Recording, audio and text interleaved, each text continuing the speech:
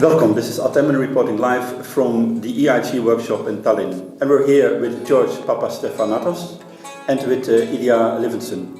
And they both just gave presentations about service catalogs for e-infrastructures. So, welcome.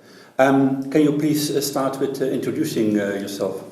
Sure. My name is Ilya, and I'm working in the Estonian e-infrastructure project, which is a national initiative to provide marketplace and e-services to the research-related entities. So that means research communities, students, R&D companies. Okay, and George? Yes, my name is George Papastefanatos. I work for Athena Research Center in University of Athens. I work for eInfraCentral project. It's a new EU-funded project started in January, this January of 2017, and it concerns the building of a service catalog over all infrastructure in Europe and a platform for accessing and browsing this catalog. The basic problem that you both addressed, but from a different point of view, is that there are a lot of e-infrastructures like networks and computing centers and services providing software and things like that. And on the other hand, there are a lot of potential users, and these things change over time also.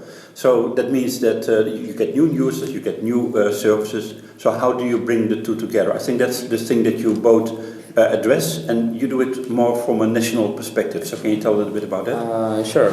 So the national perspective, also in case of Estonia, means that this is a smaller perspective. This is regional, and this is an area where people mostly know each other.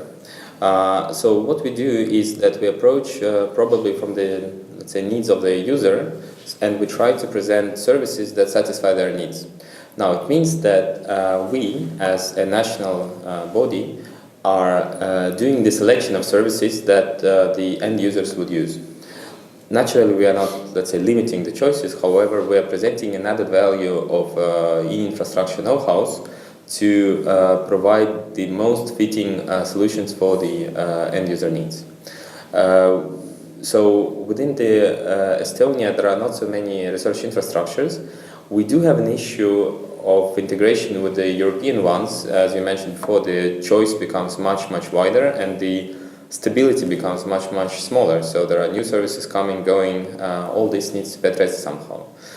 So in our view, we will still maintain that the national level, or the regional one, depends on the country, should be the one that should be kind of doing the pre-filtering for majority of the customers. So let's say smaller and medium ones. With bigger ones able to do that on themselves. So our approach on the national level is to help the end users to select the best and the most fitting services from the national or European level or the world level. The more demanding users are then turning to international infrastructures like ETAIS or PRAISE or Giant or whatever. Then they should turn to your catalog when it's ready? I don't think that these are two competitive approach. I mean, they could also go to, let's say, pan-European network, and also through this network go and select some more national wide specific services, because maybe they are more suitable for them, or maybe they are offered only for this institution within this country. And so our approach in eInfraCentral is more on a, let's say, not bottom-up but a top-down approach. So far we have 5 major infrastructures and as partners, and they provide us with, let's say, pan-European level, in this level, services that offered,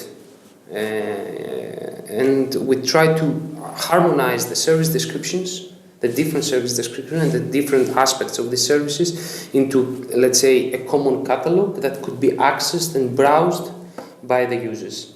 So, in this respect, many of these services could be offered at the national level. For instance, by Estonian infrastructures that are part of a broader, of a wider European infrastructure. So we think that the route, the path for consuming a service, for accessing a service, could be top-bottom as well.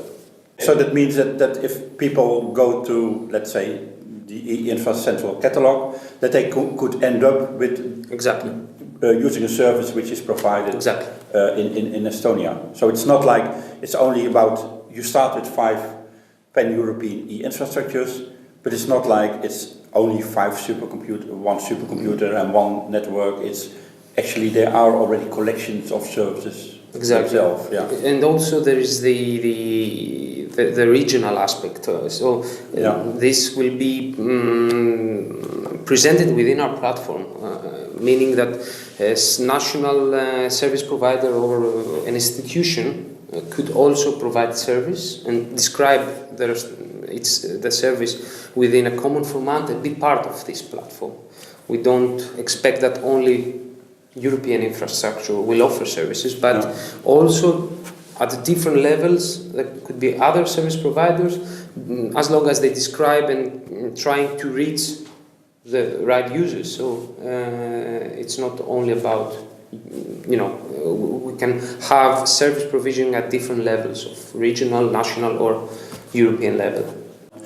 Do you provide some kind of portal for your users, or? In general, our approach is to minimize the human interactions or email exchange. So we provide a self-service portal through which I believe 80-90% of the actions could be done.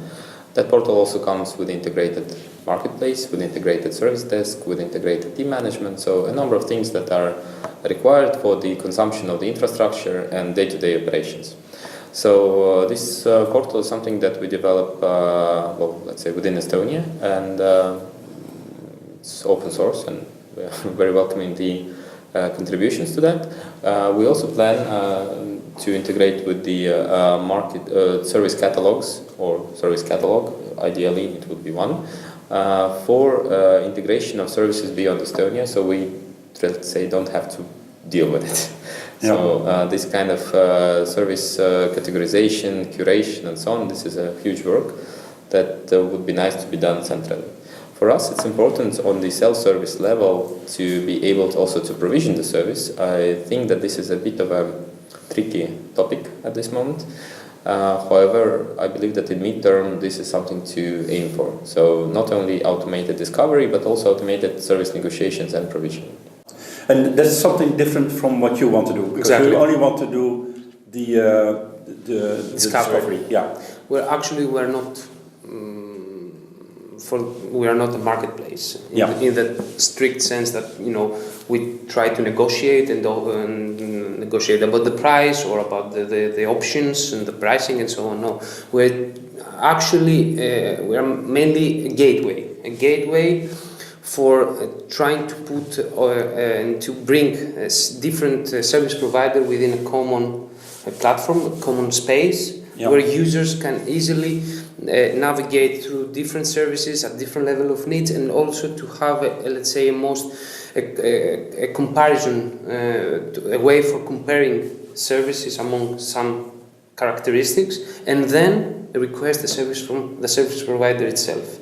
We are not going to offer or try to negotiate about the service. We expect that the user at the end, when he finds about what he's interested in and what he's looking for, he can request the service from either the European infrastructure, the national infrastructure, and then use the option for accessing and getting the service. The scientist who in the end uses the service, he will not always go to your portal, but he can also go, or to your portal, he can also go to a portal which is more domain specific.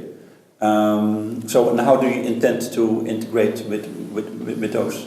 I think that the goal now is to, at the European level, to give the researcher and in general the user, might be more than just a researcher, more options and a wider variety of options for services to choose and select. Now we have a lot of infrastructure. Of course, there are some domain specific that some part of and some disciplines go and and focus on specific services. But we expect that this scheme can easily be seen under a uniform perspective, so that researchers can easily compare, and especially researchers that do not actually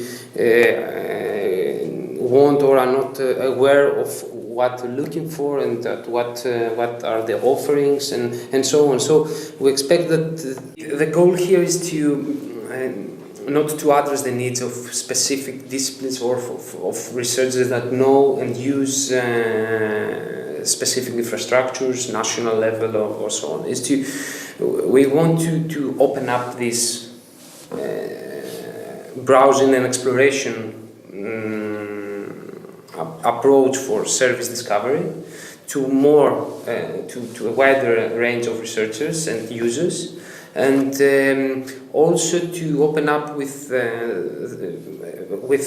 notion that now there are less borders than we can offer service at the European level, of course, and this could be also be a way for comparing the services across Europe. So this is something that I think will be for the benefit of the researchers, and also for the service providers who wish to be more attractive, to be more competitive, and not only at the national level, but maybe to offer services to other countries and so on.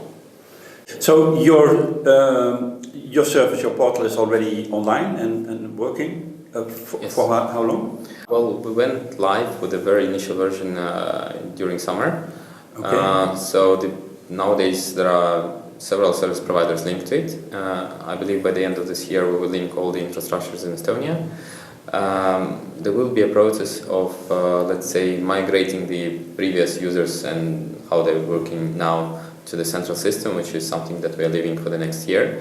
But the goal is to go to become really production quality by the end of this year. And the eInfraCentral catalog? For the development of the platform, we're not now in the very first release. Yep. Now we're actually trying to offer functionality for service browsing and search. But in the next phase, we will try to address the need for automatic service harvesting, service metadata harvesting and registration as well, and to connect with more infrastructure, more than just the 5 partners that are within our project. And also to work on the alignment of the service description. This is something I think that will be, we are now on a first version, 1.1 for the service catalog, for the service description, and this will be incorporated in the next phase within the platform. Thank you very much for this interview, and looking forward to using your catalogs. Thank you. Thank you. Thank you. This was Artemin reporting live from the e-IRG workshop in Tallinn.